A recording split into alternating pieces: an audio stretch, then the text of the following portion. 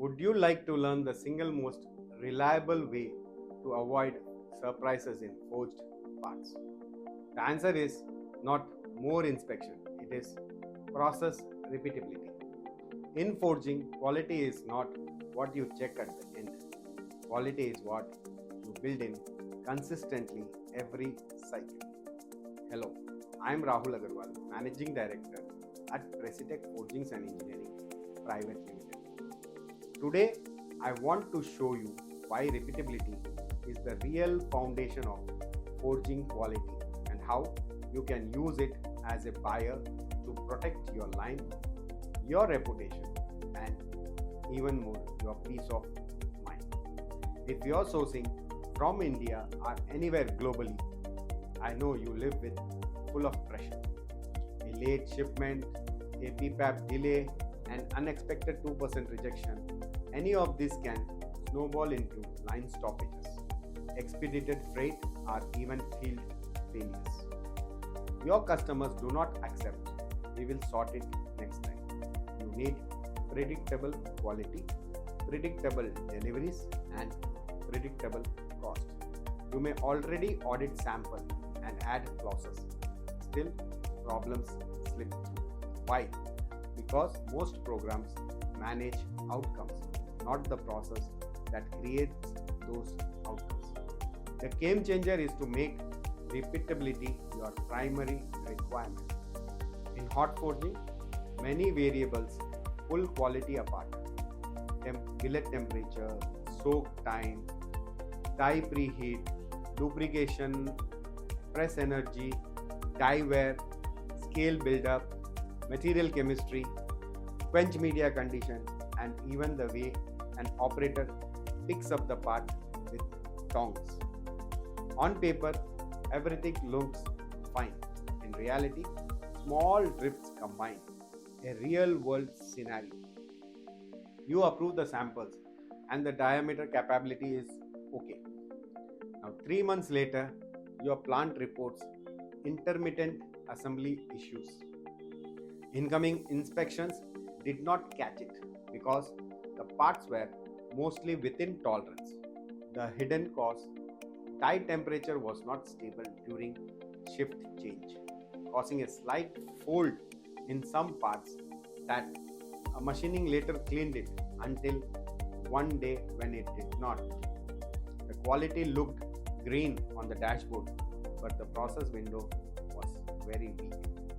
This is why good looking reports with poor repeatability still hurt your line. There is a common myth 100% inspection equals safety. The truth is, you cannot inspect quality into a forging. Inspection only sorts, it does not fix the cause. Another assumption, if PPAP is approved, the process is under control.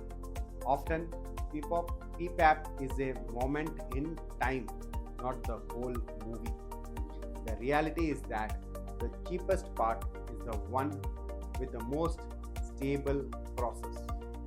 When your supplier runs inside a tight, defined window, scrap falls, rework falls, and delivery becomes reliable and your total cost drops.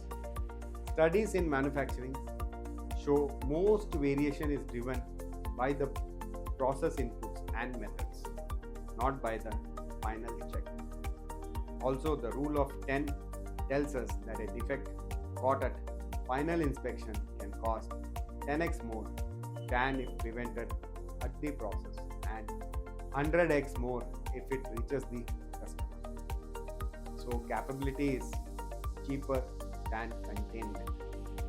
Repeatability is not a quality function, it is a business risk function. Use this repeatability checklist when you evaluate our work with a forging supplier. Translate drawing to process, that is known as identity. Critical to quality features, then link them to controllable parameters. For example, a fillet crack risk is linked to billet temperature or die preheat and loop conditions, not just a final. stabilize heat, define billet size, furnace zones, soak time, die preheat temperature, and loop routine. Verify with calibrated pyrometers, set limits and alarms. Control the vital few with SPC. Track 3 to 5 key parameters and 2 to 3 key dimensions with control charts and a clear reaction plan. Capability speaks louder than inspection tallies. Manage die life, count hits, measure wear and change proactively. Put go, no go master samples and quick visual aids at the press. Heat treatment discipline. Control load maps, quench media temperature and agitation and temperature cycles. Log hardness plus occasional microstructure checks for the validation. Assure measurement reliability.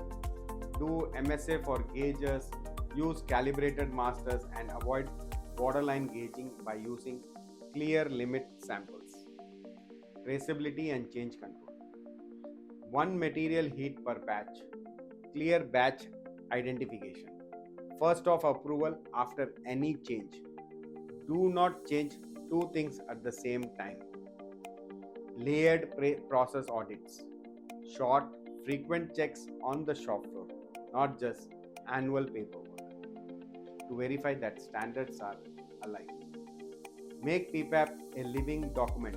Link PFMEA to the control plan. Update after incidents or any changes. Confirm run rate under real production conditions. A European agriculture equipment manufacturer experienced intermittent hardness failures in a forged gear blank. The samples were fine, but field returns appeared after heavy loads. Root cause? The quench oil was within spec at the start of the shift, but degraded throughout the day. Part load patterns in the basket also varied and changing cooling rates. We tightened the quench window, added continuous monitoring and agitation checks, fixed the loading pattern and set an interlock to stop the furnace if parameters drifted. Result: hardness CPK moved from borderline to comfortably capable, and the customer saw zero related issue for the next 2 seasons. The lesson learned is that solving the process made every part better without adding inspection.